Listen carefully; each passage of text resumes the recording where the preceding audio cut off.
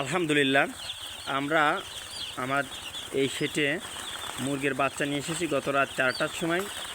আমরা সিপি কোম্পানির সাথে কন্ট্রাক্ট ফার্মিংয়ে ব্যবসা করি, সেহেতু এটা সিপি কোম্পানির বাচ্চা। এটা কিন্তু বিগ বাচ্চা না, এটা মিডিয়াম বাচ্চা।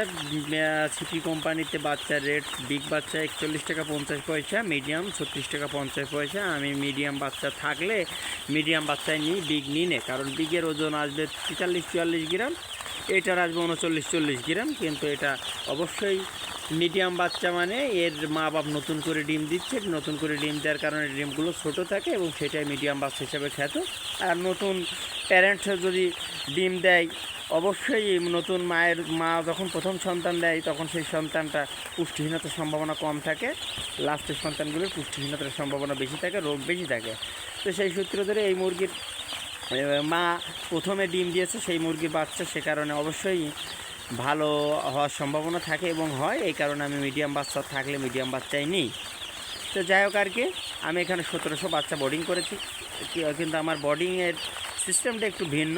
এভাবে কেউই বোর্ডিং করে না, বলতে ভুল, আমিও সেভাবে বলতে পারবো না। তবে অধিকাংশ লোকই হপারের মাধ্যমে বোর্ডিং করে। অবশ্যই 1700 বাচ্চা অন্য লোক হলে, অন্য কোনো খামারি হলে বোর্ডিং করতে 5 থেকে 7 জায়গায়, 7 জায়গা, নিম্নতর 4 জায়গা, তার কম 1700 বাচ্চা কেউই বোর্ডিং করতো না। তাহলে এখানে কিন্তু বিদ্যুৎ খরচ অনেক বেড়ে যেত, কিন্তু এরকম বাচ্চাগুলো সুন্দর থাকতে পারতো না।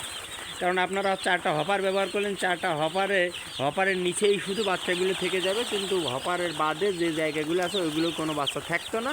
বাচ্চাগুলো জমাট বাড়তো, গাদাগাদি করতো, ওই তাপ এক জায়গায়, সবাই এক জায়গায় আসতো, গাদাগাদি করে মারা যেত বেশি।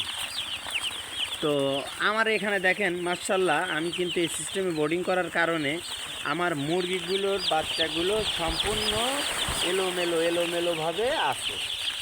বাচ্চাগুলো এলোমেলোভাবে আছে, কারণ এই যে দেখতে পাচ্ছেন আমি কিন্তু মাত্র 2600 ওয়াটের বাল্ব এখানে ব্যবহার করেছি, কিন্তু 13 জায়গা দিয়েছি। ঘরটার সমস্ত জায়গায় সমানভাবে তাপ আছে, এই কারণে মুরগির বাচ্চাগুলো কিন্তু দেখতে পাচ্ছেন আপনারা, খামারের সমস্ত জায়গা বাচ্চা আছে। একদিনের বাচ্চা, এটা কিন্তু একদিনের বাচ্চা এবং সকালের ভিডিও। তারপরেও মুরগিগুলো কত এলোমেলোভাবে আছে আপনারা দেখেন, এবং মুরগি চাঞ্চল্য আছে, মানে তাপের কোনো ঘাটতি নাই। তাইলে আমার 2600 ওয়াটের হচ্ছে, এখানে আমার 4000 ওয়াট প্রয়োজন ছিল, 3500 প্লাস, কিন্তু এখানে 2600 ওয়াটে আমার হচ্ছে এবং তাপটা যথেষ্ট ভালো আছে। অবশ্য কয়লা ব্যবস্থাপনার জন্য আমরা বিকল্প রেখে দিয়েছিলাম, এর যেহেতু শীতকাল, কিন্তু সেটা ব্যবহার করা লাগেনি। মাশাআল্লাহ, আপনারা এইভাবে বোর্ডিং করতে পারেন। দেখুন উপরের সাইডে আমরা ঘিরে দিয়েছি, কিছু সাইড ফাঁকা রেখেছি যাতে অক্সিজেন আসা যাওয়া করতে পারে, ওই জন্য কিছু সাইড ফাঁকা আছে, এই সাইড সহ এই সাইড ফাঁকা আছে। যাই হোক আর কি, আপনারা এইভাবে বাচ্চা বোর্ডিং করেন তাহলে অবশ্যই আমার মনে হয় ভালো হবে।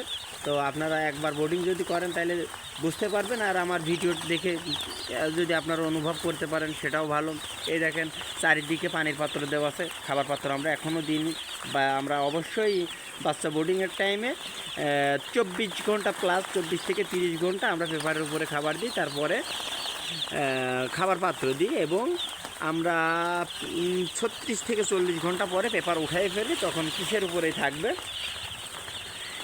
আর আমরা বাচ্চার বোর্ডিংয়ে এখন ওষুধ ব্যবহার করছি, এখানে দিয়েছি লাইসো প্লাস, কিন্তু লাইসো প্লাস 10 থেকে 12 ঘন্টা ব্যবহার করার পরে আমরা চলে যাব অ্যামক্সিসিলিন এবং অ্যান্ড্রোফ্লুক্সিসিলিন। এইবার আপনারা বা এখানে একটা প্রশ্ন আছে, শুধু অ্যামক্সিসিলিন দিয়ে অনেক খামারি কিন্তু বাচ্চা বোর্ডিং করে থাকে, বোর্ডিংয়ের ওষুধ হিসাবে ব্যবহার করে থাকে, কিন্তু আমিও না, এখানেও আমার ব্যতিক্রম।